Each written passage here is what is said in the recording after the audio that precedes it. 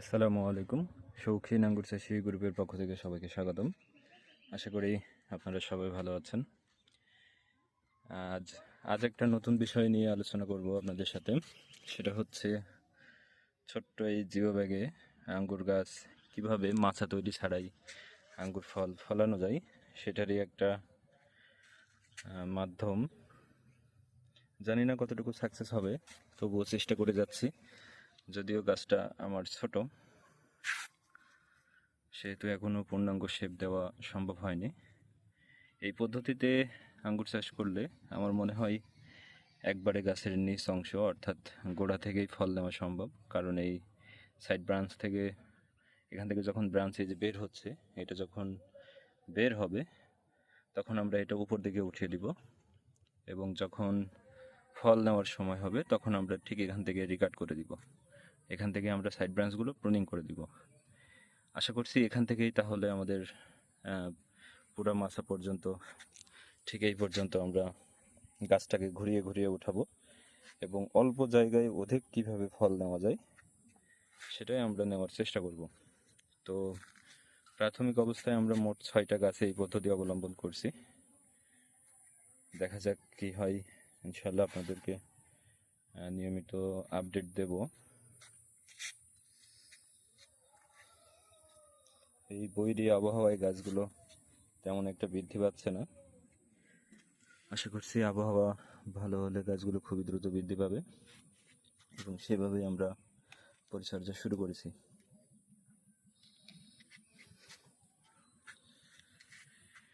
তো এক একটা, এটাকে কি বলে, যাই হোক, তৈরি করতে আমাদের 450 টাকা খরচ হয়েছে, এবং একটা জিও ব্যাগ 150 টাকা, এবং একটা আঙ্গুর চারা।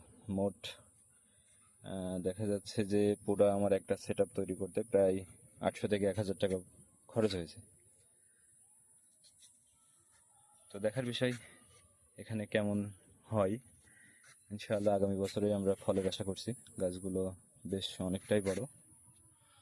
ইনশাআল্লাহ আপনাদেরকে আপডেট দেওয়ার চেষ্টা করব। এটা দেখতে পাচ্ছেন, এটা ঠিক আমার কাঁধ বরাবর হাইট, এবং যেই জিও ব্যাগ আছে ঠিক এর সমান করেই আমরা তৈরি করেছি। দেখতে পাচ্ছেন কোনো অংশে কম কিংবা বেশি নেই। আপনারা চাইলে এই পদ্ধতি অবলম্বন করতে পারেন। যারা ছাদ বাগানি আছেন, ছাদের উপরে মাচা তৈরি করা সম্ভব নয়, তারা এই পদ্ধতিতে আঙ্গুর চাষ করতে পারেন।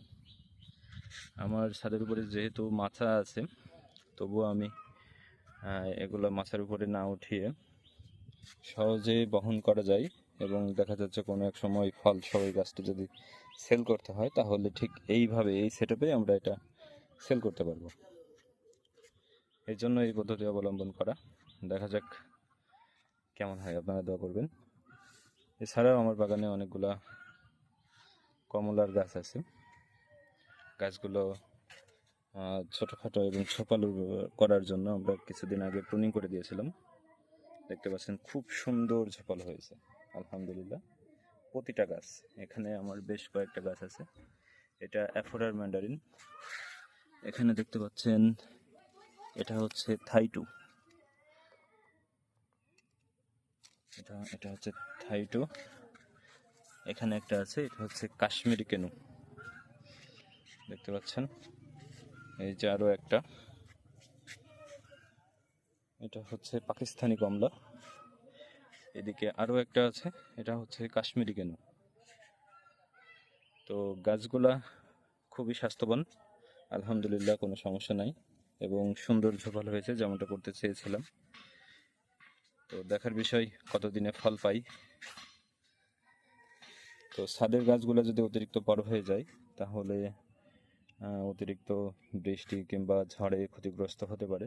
এই জন্য আমরা গাছটাকে কীভাবে ছোটোখাটো রাখা যায় সেই ভাবেই চেষ্টা করছিলাম। তো তারই পরিপ্রেক্ষিতে আমার ডালগুলো প্রুনিং করে দেওয়া। প্রুনিং করার পর অসংখ্য ডালপালা বের হয়েছে এবং খুব সুন্দর ঝোপালো হয়েছে।